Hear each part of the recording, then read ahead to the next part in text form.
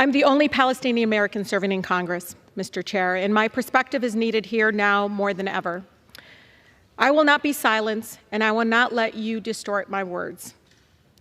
Folks forget I'm from the city of Detroit, the most beautiful, blackest city in the country, where I learned to speak truth to power even if my voice shakes. Trying to bully or censor me won't work, because this movement for a ceasefire is much bigger than one person. It's growing every single day. There are millions of people across our country who oppose Netanyahu's extremism and are done watching our government support collective punishment and the use of white phosphorus bombs that melt flesh to the bone. They are done watching our government, Mr. Chair, supporting cutting off food, water, electricity, and medical care to millions of people with nowhere to go. Like me, Mr. Chair, they don't believe the answer to war crimes is more war crimes. The refusal of Congress and the administration to acknowledge Palestinian lives is chipping away at my soul. Over 10,000 Palestinians have been killed. Majority were children. But let me be clear. My criticism has always been of the Israeli government and Netanyahu's actions. It is important to separate people and governments, Mr. Chair. No government is beyond criticism. The idea that criticizing the government of Israel is anti-Semitic sets a very dangerous precedent, and it's being used to silence diverse voices speaking up for human rights across our nation. Do you realize what it's like, Mr. Chair, for the people outside the chamber right now, listening in agony to their own government dehumanizing them? To hear the President of the United States we helped elect dispute death tolls as we see video after video of dead children and parents under rubble? Mr. Chair, do you know what it's like to fear rising hate crimes, to know how Islamophobia and anti-Semitism makes us all less safe, and worry that your own child might suffer the horrors that 6-year-old Wadia did in Illinois? I can't believe I have to say this, but Palestinian people are not disposable.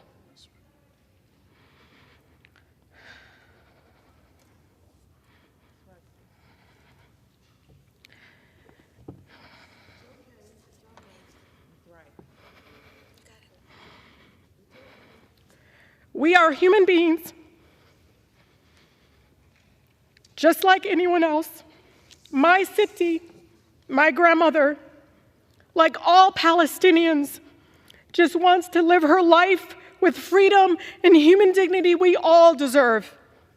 Speaking up to save lives, Mr. Chair, no matter faith, no matter ethnicity, should not be controversial in this chamber.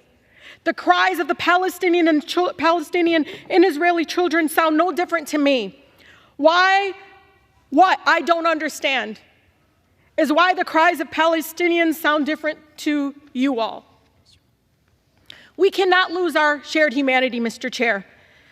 I hear the voices of advocates in Israel, in Palestine, across America, and around the world for peace.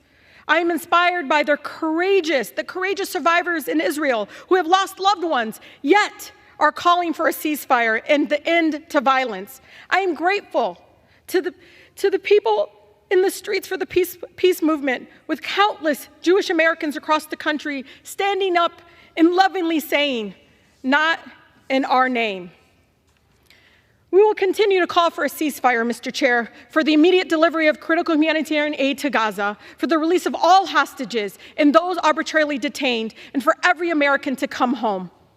We will continue to work for a real lasting peace that upholds human rights and dignity of all people, and centers in peaceful coexistence between Israelis and Palestinians, and censures no one,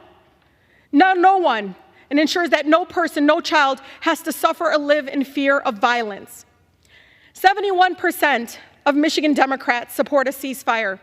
So you can try to censure me, but you can't silence their voices. I urge my colleagues to join with the majority of Americans and support a ceasefire now to save as many lives as possible. President Biden must listen to and represent all of us, not just some of us. I urge the President to have the courage to call for a ceasefire and the end of killings. Thank you, and I yield. Gentlelady,